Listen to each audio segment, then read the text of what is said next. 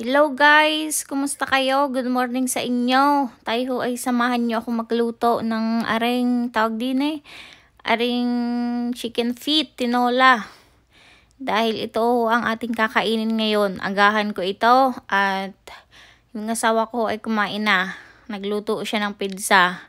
Siya naman ho ay sanay na sa gayong pagkain ay ako hindi. Hindi ko kaya na kaaga-aga yun ang aking kakainin. So, meron ho sa ref na garne. Kaya ho, natanggalan ko na ho ng tawag dito, ng mga kuko. At kadudumi. At kami ho mamaya ay birthday ho ni asawa, ay kami ho ay lalabas. Pupunta ho kami doon sa doon sa Christmas light display na building. Ay sobrang gaganda ho doon. At tayo ho ay magre-record doon para apakita ko sa inyo. Ang dami ho doon magagandang display, mga Christmas lights, mga gayon. Apakita ko ho sa inyo at kagaganda. At kakain din ho kami mamaya. Kaya ito, garne, mag-aano na lang tayo. Mag-chicken feet muna tayo ng agahan. At namimiss ko ho ang pagkain ng Pilipino. Ako'y nalulungkot pag hindi ako nakakain ng gayon. Kaya areho. At gagawa ho tayo ng paraan kahit aray napakamahal. Siguro ho ay mga 300 sa pesos.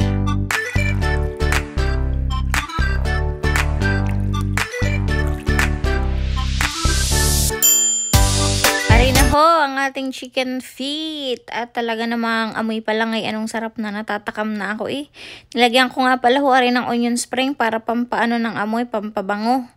Kaya naman ang sarap ho aray na rin mamaya.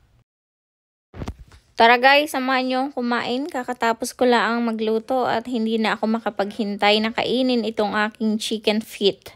At anong sarap Kaya guys, sa katakawan ko, hindi ko man lang hinihipan ang sabaw. Ayun, napaso ang ngalangala ko. Sa sobrang katakawan, nagkakamadali. Ayan, tinan nyo, kagat ko pala. Sobrang init niyan guys, kakatapos lang yan. Ay, wala. Gutom ganyan talaga. Kahit sunog ang ngalangala, katakawan.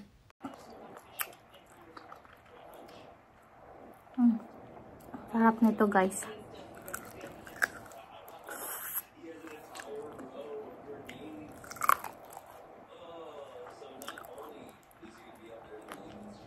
Natutunan ko to doon sa kapitbahay ko.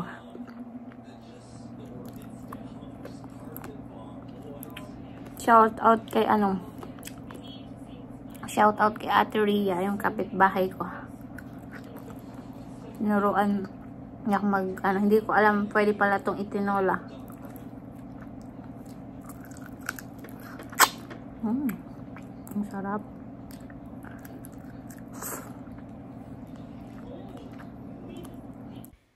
Hello guys, kami ay paalis na at anong oras na ito? Mga alas 6 na ito ng hapon. At kami ay pupunta na sa aming patutunguhan. Kasi birthday niya ay kami lalabas. Hindi man lang man din guys nangiti yung kasama kong ari. Napakaseryoso sa buhay Marami naman kaming mga inaisip guys, mga alalahanin, mga problema. Inahayaan ko na lang muna guys. Yan naman ay lilipas din kasi pag iniisip mo ng iniisip ay talagang mababaliw ako din guys. Mag-isa pa lang man din ako din sa US. Kaya inahayaan ko na lang, napasa Diyos ko na lang man din lahat ng aking mga problema. Wala gayon talaga.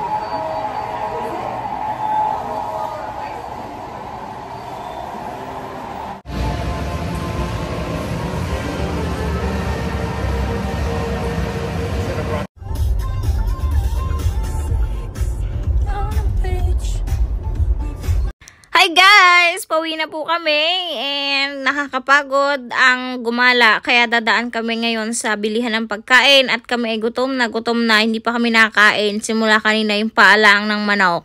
At dadaan na rin kami sa kapihan at anong lamig. Salamat sa inyong panonood. Bye-bye. Have a good night.